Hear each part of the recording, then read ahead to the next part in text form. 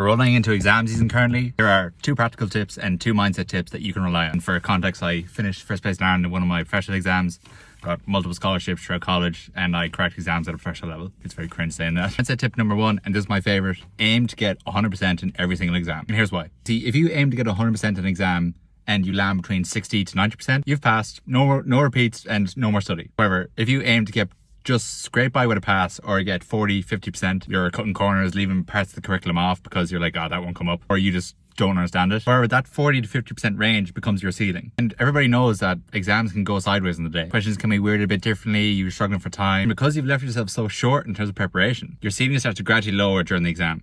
And your 60% that you initially aim for ends up being a 40 or a fail. And I'd like to remind you that if your pass rate is 50% and you end up getting 48, 49, you're in the exact same bracket as someone who got between 1% and 10%. So even that little bit of study you did do versus someone who did absolutely nothing and just rocked up on the day, you're in the exact same bucket, regardless of what the little bit of work you did. So please don't sell yourself short and just aim to get 100%. The worst case is you pass. And my practical tip is to do every past exam paper in existence. And I appreciate that, like, curriculums may have changed, rates may have changed in the time, but just hear me out. Unless your curriculum has completely changed, examiners are not reinventing the wheel every time they do a paper. You may know some past exams you've done, you're like, this question is very similar to previous year.